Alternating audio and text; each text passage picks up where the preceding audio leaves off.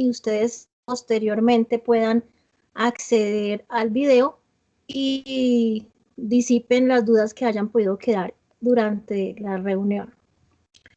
Primero, pues darles la bienvenida, el agradecimiento a todos los que están en este momento conectados, la disposición, también los ajustes que han tenido que hacer para poder estar en esta reunión, y los felicito porque de eso se trata este sistema, la virtualidad. La virtualidad es 50% compromiso personal.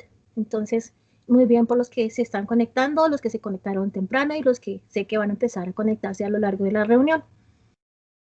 Bien, vamos a empezar entonces primero a compartir la pantalla. Ustedes me dicen, por favor, si ya están viendo que estoy compartiéndoles la pantalla.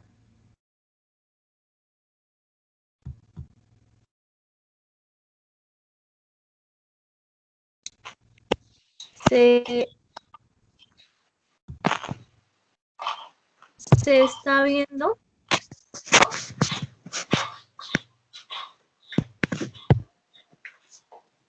¿Me contestan, por favor, si están viendo la pantalla?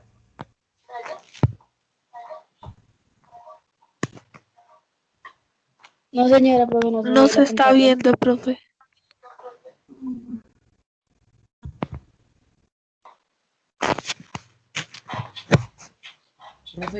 Profe, yo sí estoy viendo.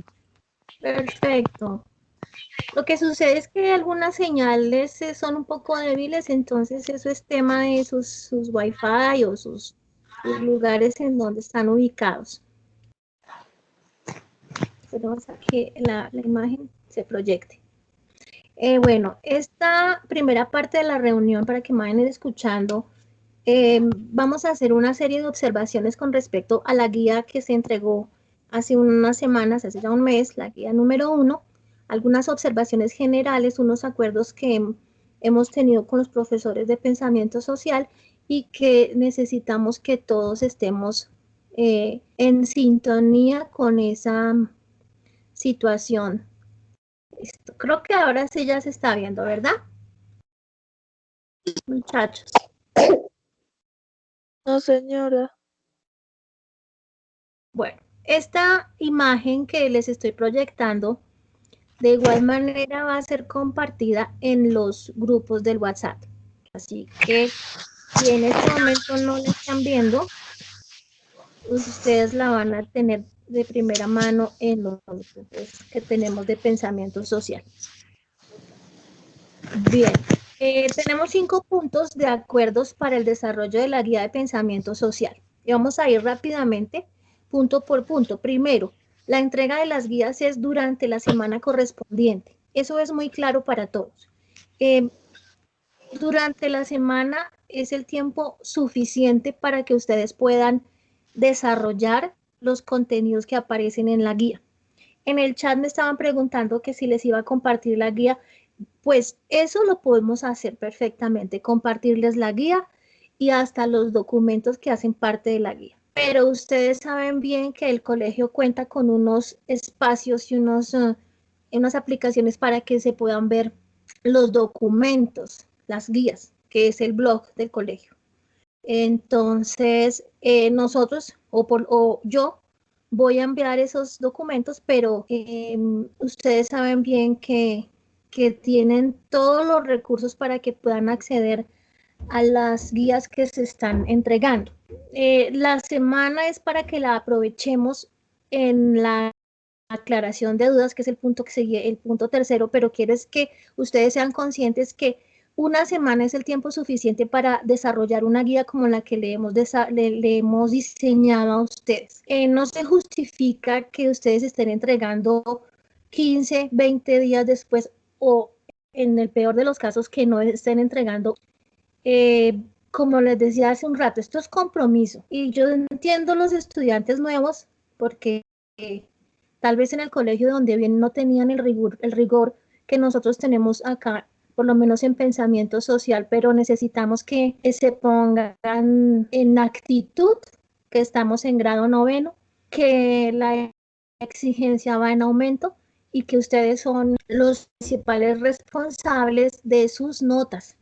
Una nota es un simple número y pues no deberían de existir, pero lamentablemente nuestro sistema educativo nos dice que tenemos que tener una nota y la nota también hace parte, es la responsabilidad. Entonces, primer tema, la guía se entrega desde hoy hasta el viernes, muchachos. A partir del sábado y de ahí en adelante ya se cuenta como que usted está haciendo nivelación y usted sabe que tiene una nota sobre 3 siempre y cuando la guía esté con todos los elementos que se le exigen, que esté completa y que esté bien desarrollada.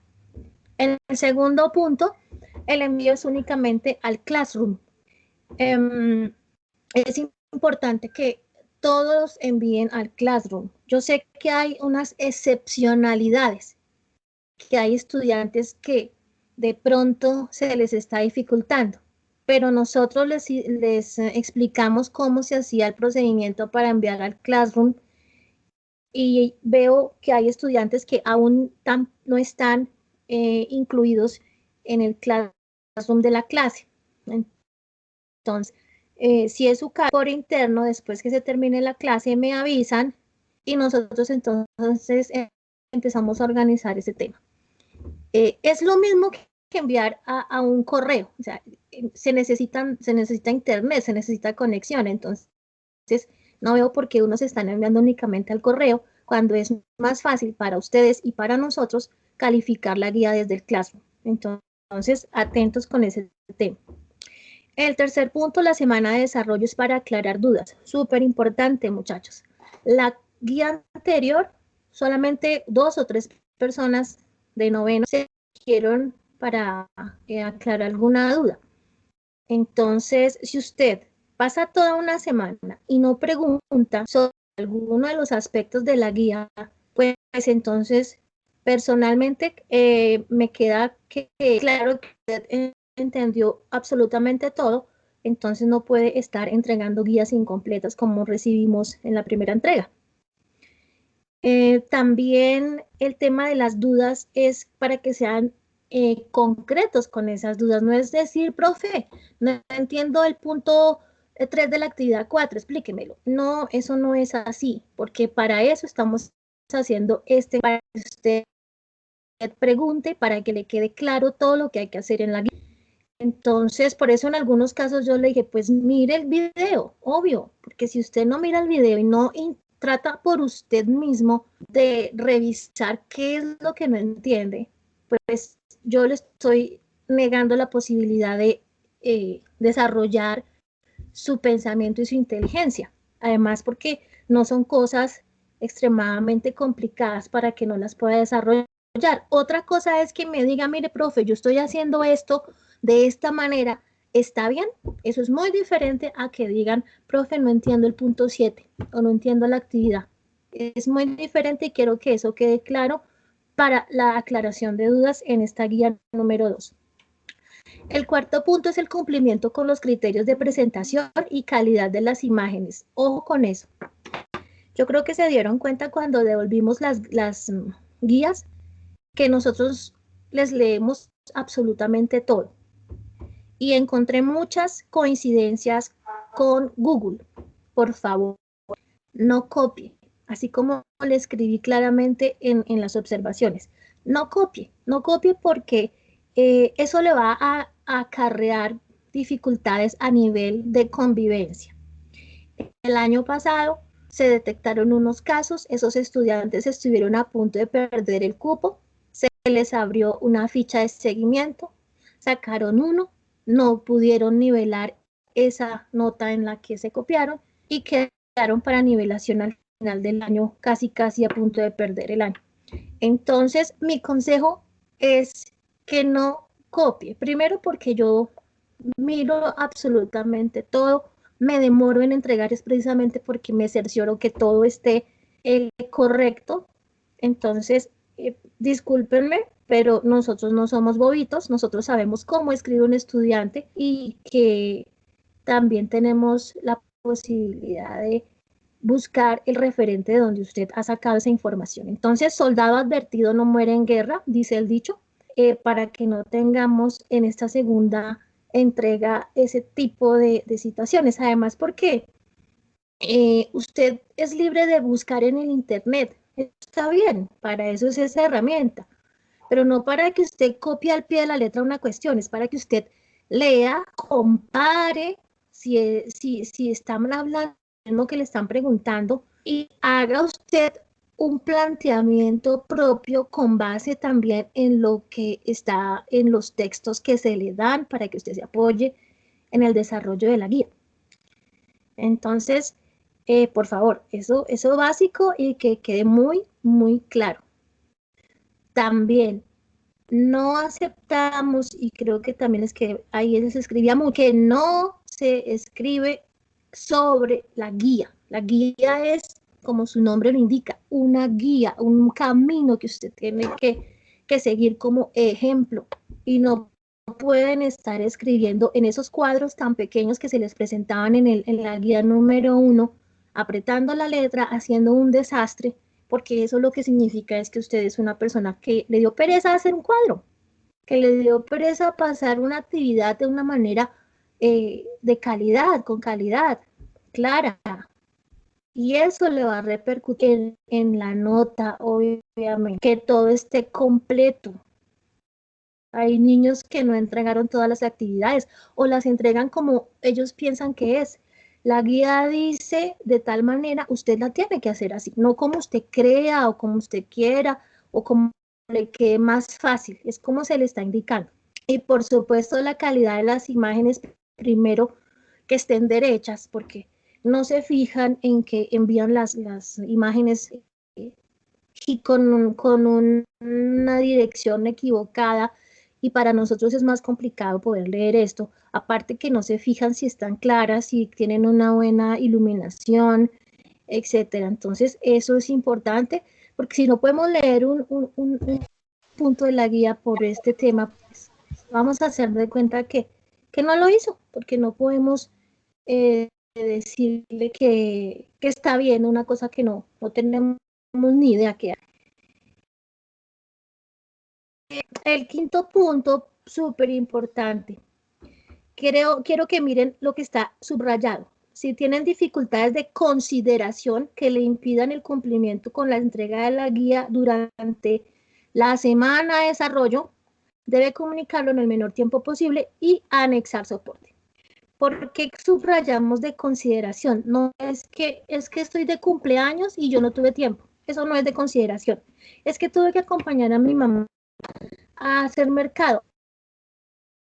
Yo creo que estamos entendiendo que de consideración es una situación realmente grave, difícil de solucionar, que hace que yo no pueda hacer mi tarea durante la semana. Y que si eso ocurre, entonces usted tiene que comunicarse inmediatamente con el director, con nosotros, con Nelson y conmigo, y decirle, mire, profe, me pasa esto y esto y esto y esto, y acá está la evidencia. Que es que estuve hospitalizado. Es que tengo un examen súper importante de 3 días y entonces en el hospital me van a tener ahí. Es que resulta que tuvimos una calamidad familiar y acá está la evidencia, bueno, etcétera, etcétera, etcétera.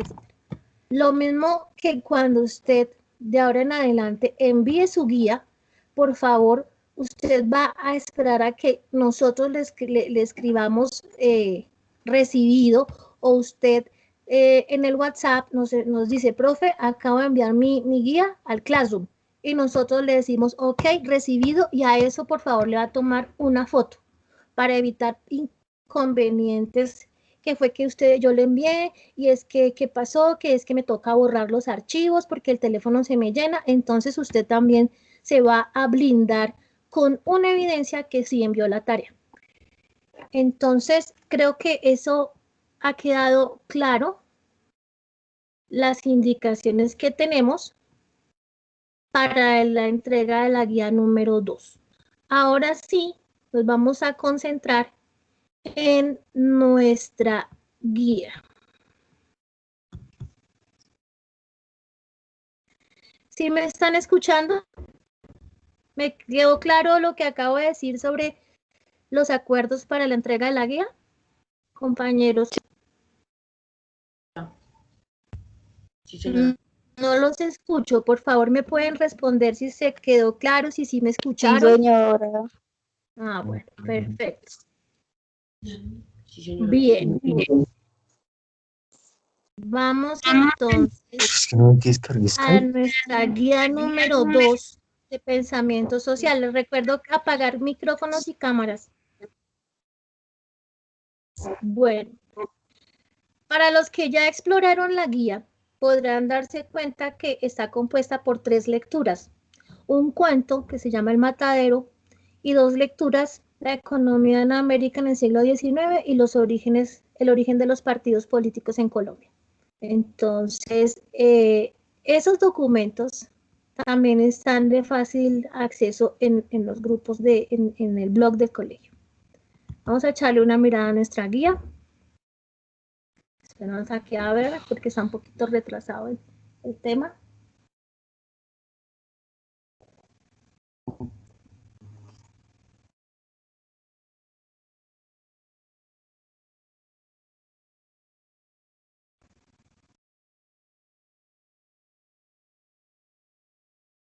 Profe, pues yo no sé si es a mí solo la que me pasa, pero es que la pantalla está muy cerquita y se lo veo la mitad. Yo creo que es a ti, porque eso son cosas del internet. Ya está proyectándose la guía, ¿la ven? No, ¿Sí señora. o no? Bueno, listo. Ya les dije la clase anterior que es importante que ustedes revisen siempre los objetivos de aprendizaje porque son una idea de lo que vamos a trabajar y que tienen que ver obviamente con los textos que se les ha enviado. En esta explicación que vamos a tener en esta mañana, vamos a dividir nuestra comunicación en 2 partes.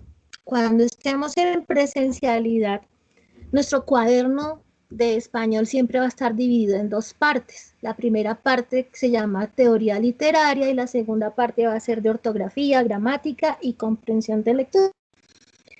Para que tengan en cuenta por qué les estoy haciendo esta división, cuando regresemos al colegio vamos a tener también esa misma distinción de nuestra clase.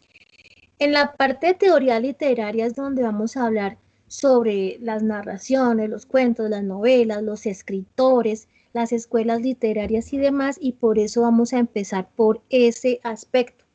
Teoría literaria, entonces el contexto literario, lo que estaba ocurriendo en esa época que se les está planteando.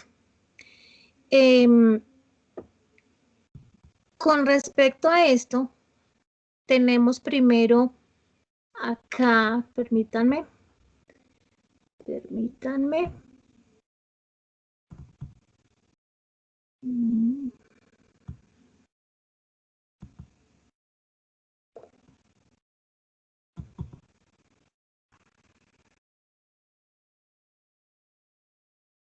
El contexto que se va a ubicar esta guía que es en el siglo XIX en Europa y en Colombia. Vamos entonces a revisar un poco ese tema del siglo XIX en Europa y en Colombia porque es fundamental tener un punto de partida. No es porque estemos perdiendo el tiempo, sino es para que usted se ubique y mañana cuando esté con el profesor Nelson usted tenga un panorama un poco más claro de lo que se está tratando. En esta imagen que vemos acá tenemos 3 asuntos importantes que nos resumen lo que estaba ocurriendo en Europa en ese tiempo. En el siglo anterior, en el siglo XVIII, fue el siglo donde se desarrolló la famosísima Revolución Francesa. Acá está este hombre. Y a partir de eso empezaron a hacerse unos cambios muy radicales en la sociedad de Europa. Esta imagen donde está acá, este tren, nos indica que uno de los cambios más importantes del siglo XIX es el hecho de la revolución industrial. Las naciones estaban cambiando, las naciones estaban transformando, la burguesía, es decir, la gente que empezó a tener dinero, pues se empezó a notar más. Esa gente que tenía cómo comprar, que tenía cómo vivir mejor, a notarse más con la aparición de la revolución industrial, que lo primero que pasó acá fue que se inventaron esta máquina a vapor que le permitió tener más potencia, recorrer más distancias, transportar mercancías y con eso entonces se abrió un camino para la economía muy importante. Entonces, partamos de ese hecho, las naciones estaban transformándose, empezaron a formarse esas naciones que nosotros hoy vemos en las noticias que Alemania tan importante que es, que Inglaterra, empezaron a formarse esas naciones así fuertes, los parlamentos, los partidos, y por eso es fundamental que usted entienda que lo que ocurría en Europa posteriormente vino a repercutir en la sociedad que teníamos acá en Colombia y en general en América Latina. Quiero decirles que en el siglo XIX hubo un crecimiento muy importante en las ciencias. Se desarrolló la aviación, se inventó el teléfono o el telégrafo, se desarrollaron algunas vacunas, se inventó la aspirina, se inventó como ya la máquina de vapor y otras máquinas que empezaron a surgir como la máquina de coser. Y eso, y también algo muy importante que es un dato curioso, la Coca-Cola se inventó en ese tiempo también, la fórmula de la bebida. La industria empezó a desarrollarse y las personas empezaron a tener también la posibilidad de emplearse en las grandes empresas, pero asimismo empezar a tener una situación económica mejor, pero a costa de mal pago, de horarios extensos. Entonces, la revolución industrial fue positiva, pero a largo plazo, que después lo verán, empezó a tener unos temas ahí de consideración. Entonces, algo importante, antes de pasar a la siguiente imagen. En el siglo XIX se desarrolló la filosofía y todas las ciencias. Eso hizo que la iglesia católica en ese momento y alguna anglicana pues empezara a verse debilitada, ya no le tenían tanto respeto o la gente no veía importante tener una religión porque empezaron a decir a través de la filosofía que eso era una decisión personal y la iglesia pierde poder de comprar, de tener, y también pierde el poder de poder decidir en cuestiones políticas. Este es el panorama que teníamos en Europa. Entonces, miremos nuestro panorama aquí tengo esa imagen para que reforcemos lo que les estaba diciendo de los inventos. Aquí, por favor, quiero que miren esos inventos de la época. Ahí está la primera. Bueno.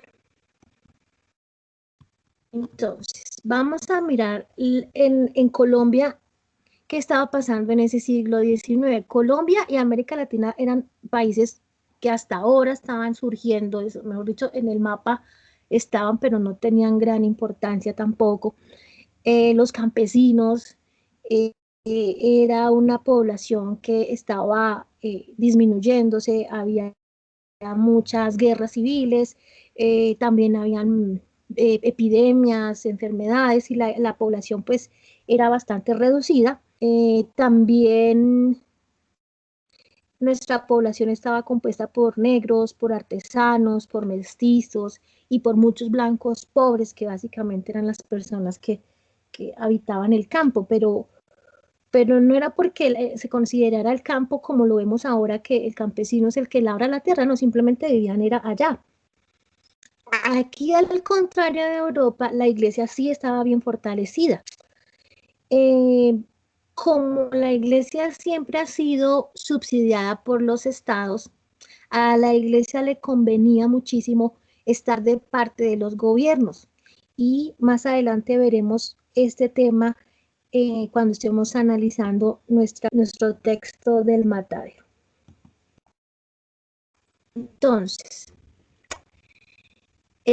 ahora sí pasamos a lo que nos interesa particularmente sobre la literatura, porque ese cuento del Matadero nos está ubicando en ese espacio de tiempo del siglo XIX acá en América. Pero en Europa se estaba viendo esta corriente literaria, realismo y naturalismo, que son movimientos literarios que aparecen en la segunda mitad del siglo XX como consecuencia de las cambiantes circunstancias sociales de la época, la consolidación de la burguesía como clase dominante, la industrialización, el crecimiento urbano y la aparición del proletariado. Les hago esta referencia porque todas las cosas en literatura, todos los escritos, los cuentos, las novelas, los artículos de periódico que aparecen en una época son consecuencia de lo que está ocurriendo en la parte política. Por eso acá está claramente que el realismo y el naturalismo son la consecuencia de lo que está ocurriendo a nivel político, económico y social en esa sociedad. El realismo y el naturalismo, que lo vamos a ver ahorita particularmente. Son dos corrientes, o sea, son dos estilos de escribir. ¿De qué escribían? Aquí lo dice. Es un claro retrato de la sociedad del tiempo. Es decir, que los escritos dejaron de ser tan fantasiosos y tan sentimentales y empezaron a mostrar lo que estaba ocurriendo en realidad, en la sociedad, lo real, sin ningún tapujo, la pobreza, la desigualdad, el abandono de los menores de edad, la opresión del gobierno frente a la clase proletariada. Aquí ya verán más eso, el proletariado, que son las personas que se emplean, ganan un sueldo. Y acá más abajo nos dice que el realismo y el naturalismo dejó a un lado la fantasía y la subjetividad del romanticismo. Vamos a ver esto. Aquí están esas dos corrientes que aparecieron en el siglo XIX. La primera mitad está caracterizada por una literatura romántica.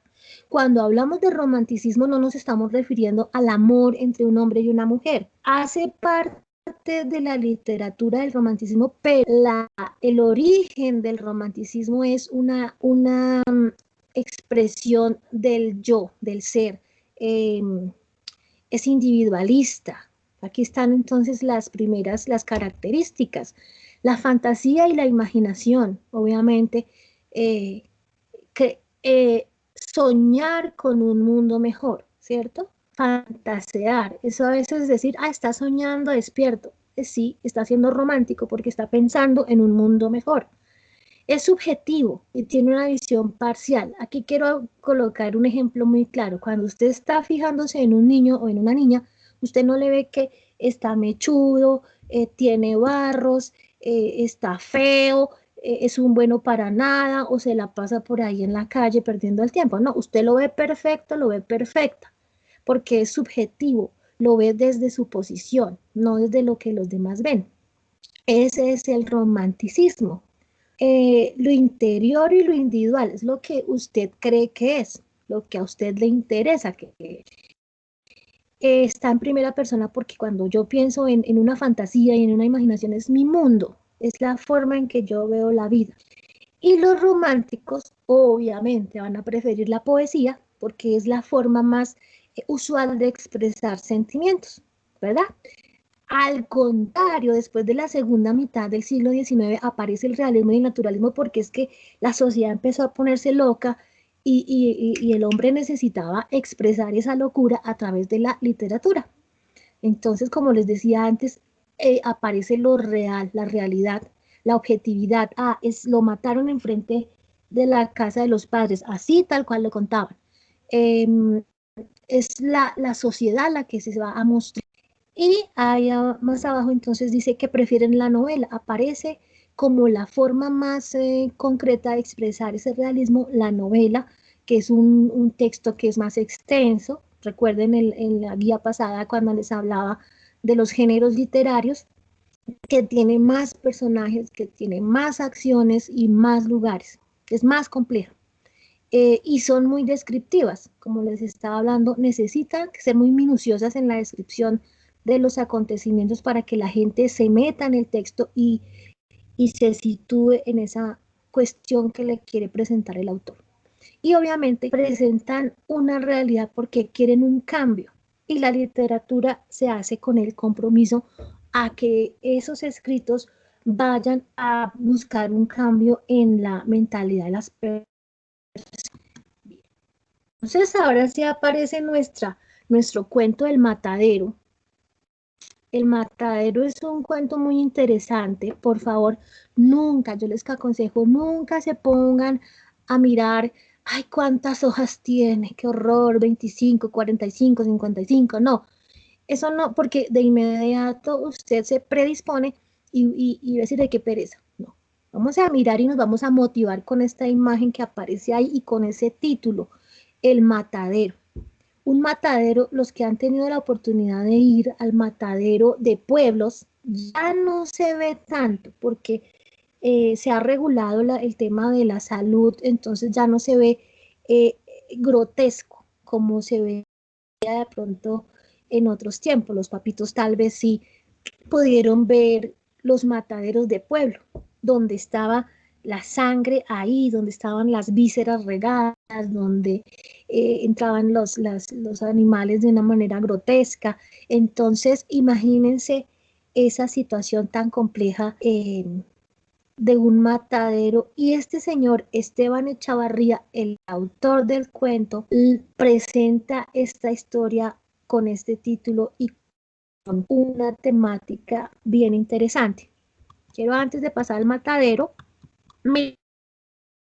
esto de cuando por allá en la guía nos van a hablar de los partidos políticos y quiero que esta guía la tomen en cuenta mucho porque los va a ubicar en ese tema que le está preguntando el profesor Nelson sobre los liberales y los conservadores. En nuestro cuento no se llaman liberales y conservadores, se llaman unitarios y federales. Y nos está presentando cómo se comportaba cada uno de ellos. Y nos están ubicando esas características en ese cuento del matadero. Vamos a devolvernos entonces un poquitico acá a nuestros textos.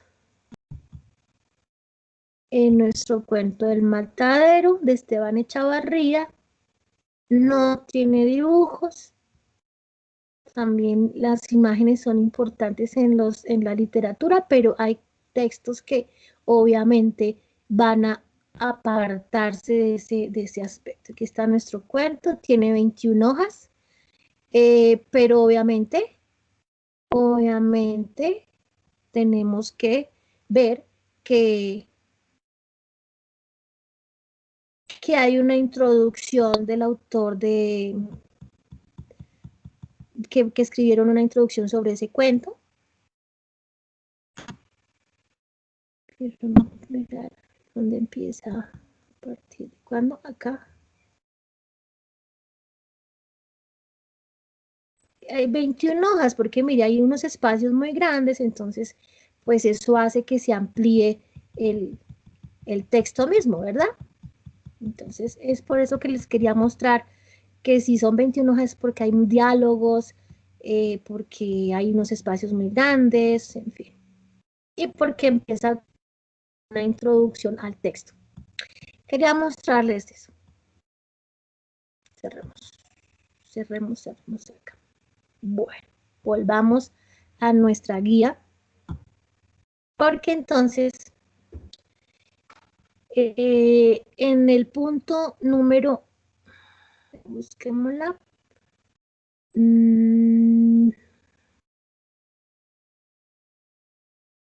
me ubiqué, perdónenme, acá, actividad 2, punto número 1, realice las hojas de vida de los personajes que aparecen en la lectura de El Matadero.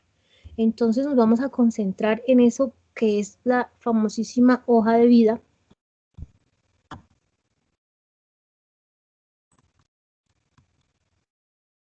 Acá.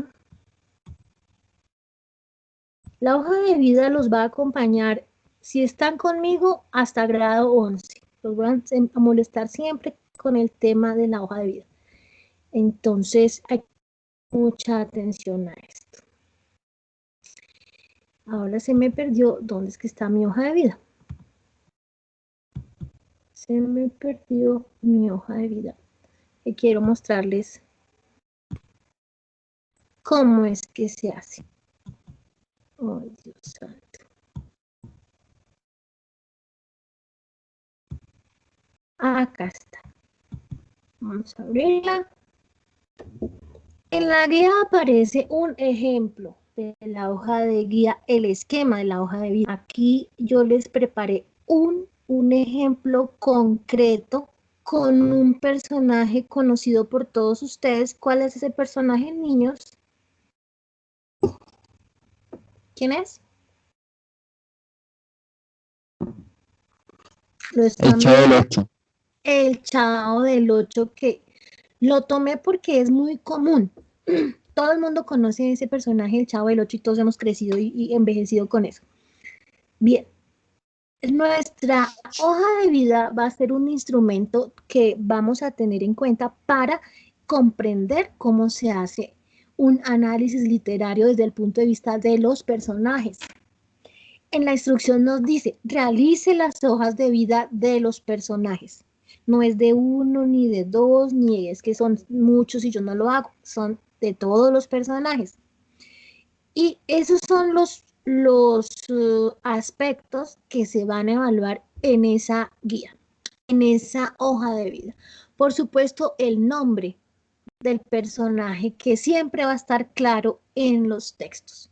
O puede que lo mencionen, como en este caso, van a encontrar un personaje que se llama Mata 7 y no va a tener nombre, pero se va a llamar Mata 7. Pero siempre los personajes se van a identificar o por un apodo o por el nombre, en este caso es un apodo, o por el nombre real que se le da en el libro, en el cuento. La edad. En algunos textos, en la mayoría de los textos no va a decir tiene 14, tiene 15, tiene 21, tiene 45. Usted va a deducir por la forma en cómo se expresa o por lo que hace. Obviamente, si el Chavo del 8 tiene 8 años, pues es porque juega y se comporta como un niño, va al colegio. Pero nunca nos han dicho que tiene esa edad exactamente. Ojo con eso en el libro. No me vayan a colocar, no se sabe, no lo acepto. Usted, por la forma en cómo está escribiéndose sobre esa persona, se va a hacer una idea de qué edad tiene ese personaje. 40, 50, 25. Ah, es que debe ser viejito porque no caminaba apoyado por un bastón y está enfermo. Ah, de pronto entonces tendrá entre 60 y 70 años aproximadamente. Entonces, eso es fundamental. La dirección. No es que me vayan a decir carrera 26, su número 525 no, es dónde vive. Mire lo que yo coloqué ahí. La vecindad, ubicada en Ciudad de México. Era un lugar donde vivían muchas familias en pequeños apartamentos. Las personas que los habitaban eran de escasos recursos, algunos de ellos desempleados. O sea que usted no me va a colocar una frase ahí escueta y ya. Yo necesito una explicación del lugar en donde se está desarrollando ese evento, de donde usted estaba hablándome de esa persona, de ese personaje. El lugar de origen. Ah, ¿dónde nació? Posiblemente en el cuento no digan, pero yo digo, puedo pensar, no, están en la misma ciudad de donde se están realizando los acontecimientos, pues coloco eso. O de pronto, si dicen el lugar, San Mateo, por ejemplo, yo coloco lugar de origen San Mateo, porque ahí fue donde nació, o donde lo conocieron, o donde se la pasó todo el tiempo. Los pasatiempos, o sea, ¿qué le gustaba hacer? ¿Qué le gusta hacer a ese personaje? Al chavito le gustaba jugar con los demás niños, hacer travesuras y por supuesto comer. Pero en nuestro cuento los pasatiempos no son divertidos. Hay pasatiempos que son muy oscuros, como vamos a ver también con el tema del tal Mata 7.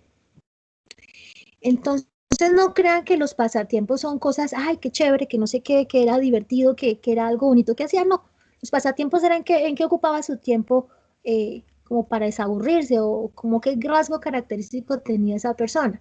Y la ocupación es diferente, o sea, se dedicaba a ser secretaria, a ser político, a ser ama de casa, es diferente, porque por ejemplo una mujer es ama de casa, esa es la ocupación, pero el pasatiempo es hablar con las amigas, por ejemplo. Entonces quiero que les quede muy claro eso, que el pasatiempo y la ocupación son dos cosas diferentes y todo se deduce desde la lectura.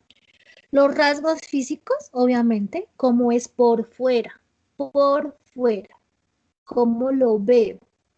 Y los rasgos psicológicos es cómo es su carácter, su interior. Aquí está la descripción del chavo. Era un niño solitario, muy reservado, nunca se supo mucho de él. A veces se veía triste, sufría maltrato por parte de los adultos y de los otros niños de la vecindad.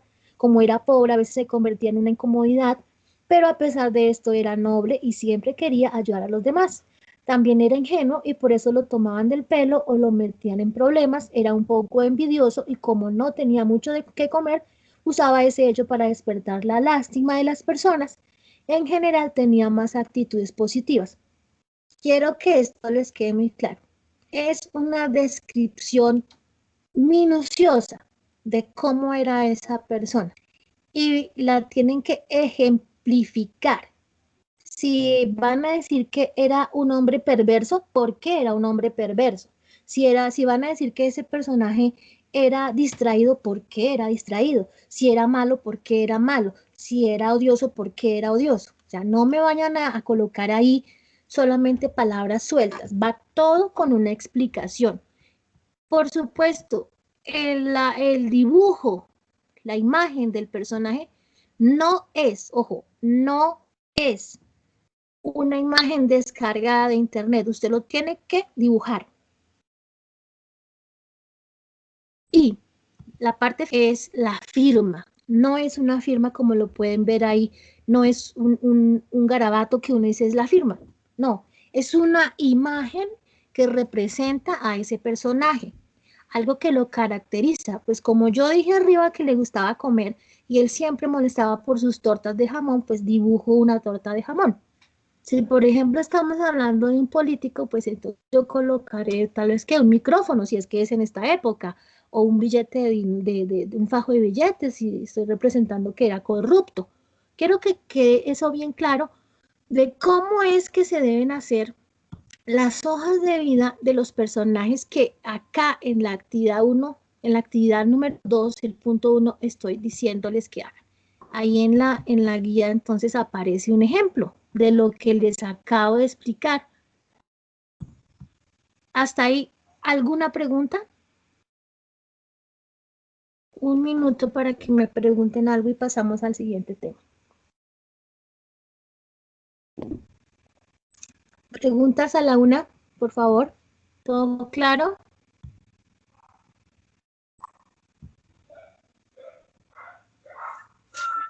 Sí, señora, quedó muy claro.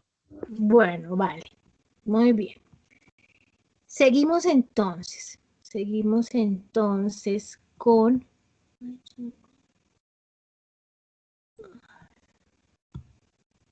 que se me quiere como volver a ajustar esto.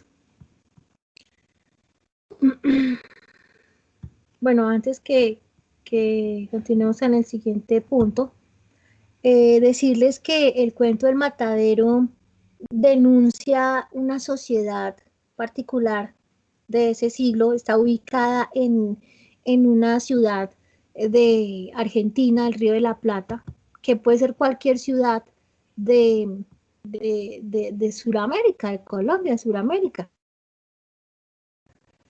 Los problemas eran los mismos en todo momento. Esto se trabó.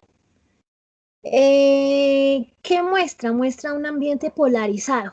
¿Qué significa polarizado? Que unos estaban en un extremo y los otros en otro extremo. Los unos eran federales, los otros eran unitarios y se peleaban entre sí. Había un desencanto en esa sociedad, había una rabia mutua entre esos dos partidos.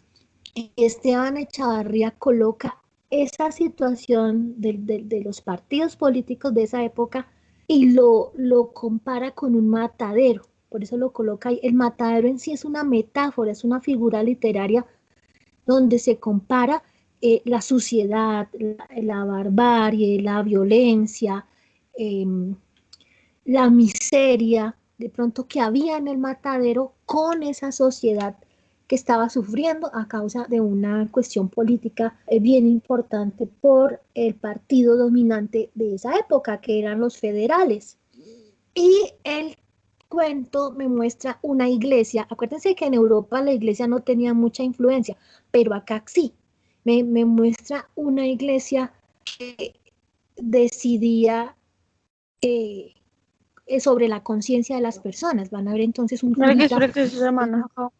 Dígale que espere que muy insistente.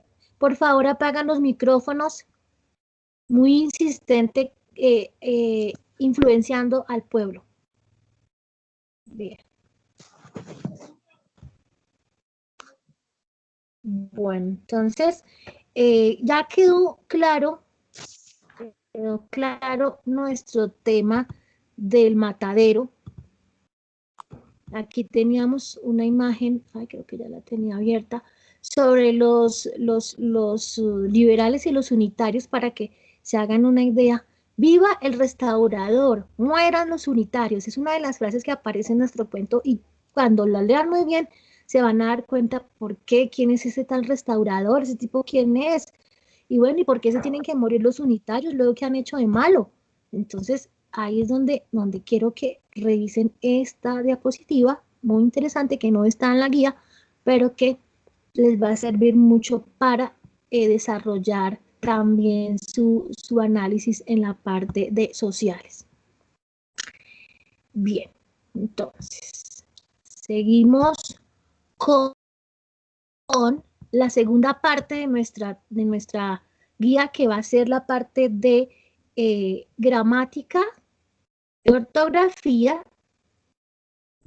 Aparece acá la estructura del párrafo y qué es un párrafo. ¿Por qué colocamos estas dos diapositivas, estas dos imágenes? Porque más adelante, hay clases de párrafo por su función también, más adelante acá en la guía actividad número 2.2, nos van a mostrar este esquema de la lectura Economía de América Latina en el siglo XIX. Seleccione 3 párrafos y realice el siguiente esquema. Entonces nos vamos a ir para nuestras lecturitas. Sonó la alarma que ya casi terminamos nuestra clase. Aquí. Textos. ¿Cuál es la lectura que nos están indicando? ¿Cuál es? Economía de América Latina. Acá. Vamos a abrirla porque va con una explicación. Yo les coloqué este ejemplo del párrafo 1. Ahora nos devolvemos a nuestra guía.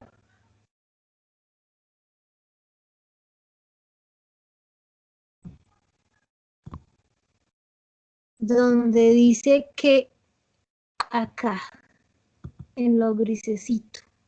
¿Qué es un párrafo? Es un texto que se manifiesta por medio de la prosa, o sea, como estamos hablando normalmente, sin adornos.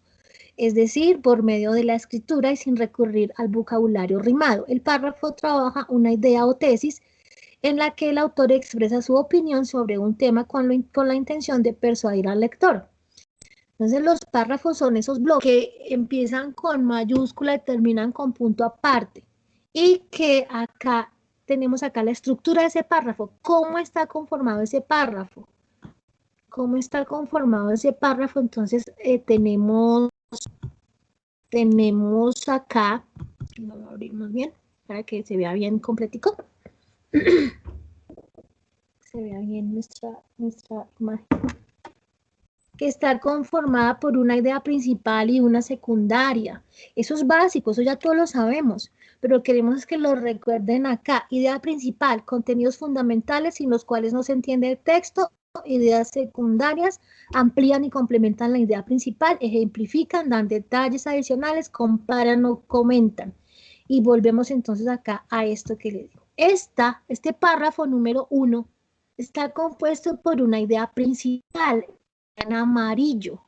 Si yo quito esa idea, si la desaparezco, pues me quedo sin ningún sentido. Por eso dice el dibujito acá, por eso dice este dibujito, que la idea principal no se puede quitar porque si no el texto no se entiende. Y esa es una de las pistas que deben de tener en cuenta cuando están buscando una idea principal. Usted simplemente venga a ver qué pasa si le quito esta idea. No la entiendo. Ah, entonces esa es la idea principal.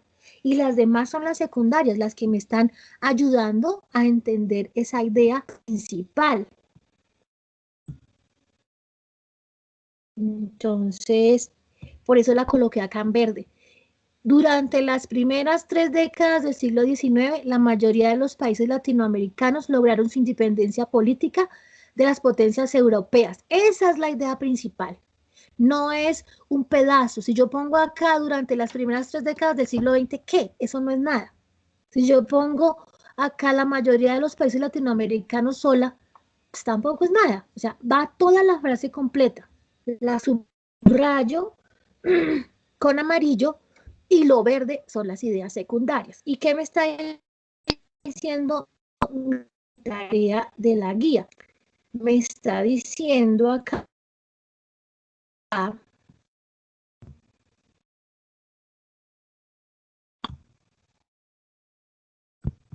que volví a cerrar la guía como loquita.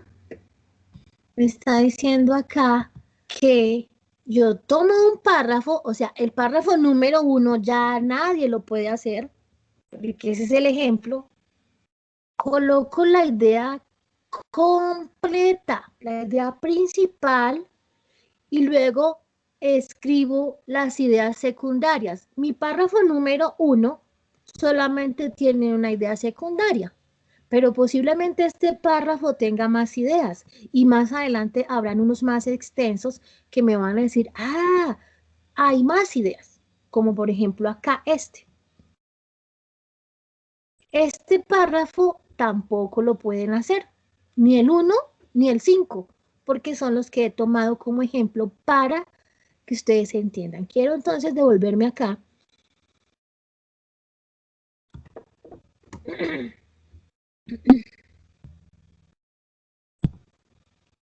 En esta diapositiva, vamos a agrandarle un poquito muy, que también es otra, perdón, otra cuestión que tienen que identificar. Si es un párrafo de introducción, si es un párrafo de desarrollo o si es un párrafo de conclusión. Entonces dice que los párrafos de introducción están al inicio del texto y sirven para presentar el tema, los objetivos, la idea principal, motivar al lector. Los de desarrollo están como hacia la mitad, amplían, desarrollan o fundamentan la información presentada en la introducción, y el párrafo de conclusión, obviamente una conclusión no está al principio, está al final de cualquier cosa. Entonces, miren mi párrafo. La idea principal no está arriba. ¿Por qué no está arriba? Porque esto, desde todos estos grupos, bla, bla, bla, bla, hasta mestizos, sigue siendo una explicación del párrafo anterior. Entonces, recuerden, si yo quito esto, no pasa nada, porque aquí es donde me está empezando a decir la idea central del párrafo. El latifundio monocultivador del cono sur del continente promovió la inmigración de europeos que engrosaron las filas de trabajadores del campo. Si yo quito esa idea, me quedo sin piso, me quedo sin contexto, me quedo sin algo claro. Y lo verde, la verde clara, viene a ser un tipo de idea de introducción, de desarrollo, perdón, y la verde oscura una idea de párrafo, de idea secundaria, de idea de conclusión. Entonces, en nuestra guía nos están diciendo idea principal, idea secundaria con base en la economía de América Latina. Acá entonces nos dicen que tenemos que revisar ambas lecturas. Bueno, el profe mañana les va a revisar. Yo lo que necesito es que ustedes me entiendan el tema de la idea principal y la idea secundaria. Venga, miramos más abajo, más abajo, más abajo.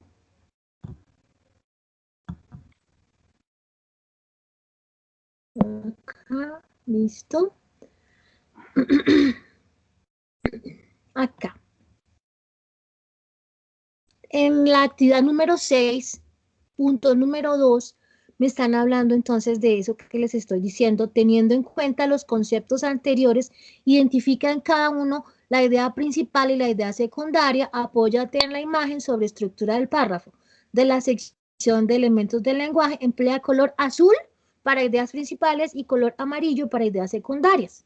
Eso es lo que les estoy diciendo acá, que yo utilicé dos colores diferentes para que ejemplificarlo, pero ustedes lo van a hacer así con el amarillo y con el azul como les están indicando en la guía, con este y con el otro texto, con todos los párrafos. Quiero mirar el origen de los partidos políticos.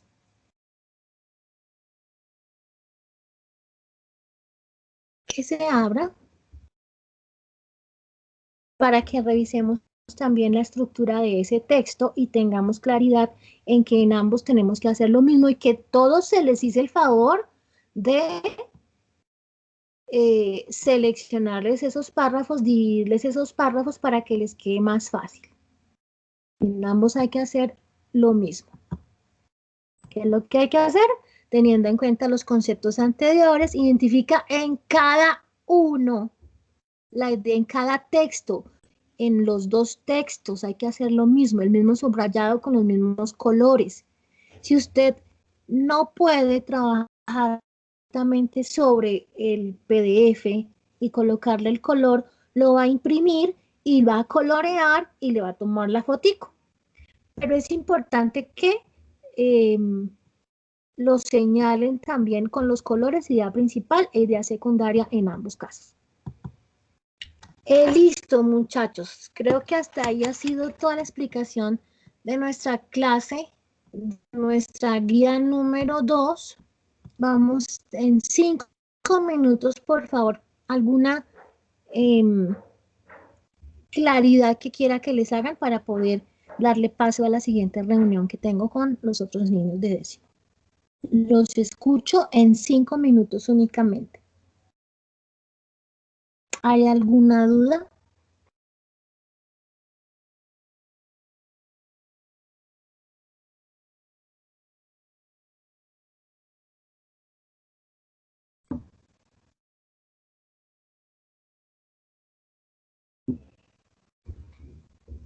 Veo que nadie dice nada, entonces tomo eso que ha quedado completamente clara la actividad que hay que desarrollar con relación al matadero y con relación a las ideas principales e ideas secundarias. Entonces, queridos estudiantes, no siendo más por hoy, nos retiramos de la reunión. Espero que aprovechen muy bien su tiempo y no se les olvide mañana estar en el horario indicado con el profesor Nelson Leguizamo. Que tengan todos una feliz semana, un feliz día y hasta luego. Gracias, profe. Feliz día para usted también. Van saliendo. Gracias, amor. Chao. Chao. Chao, profe. Chao. Chao, Hasta luego, profe. muchachos. Muchas gracias. Que estén muy bien.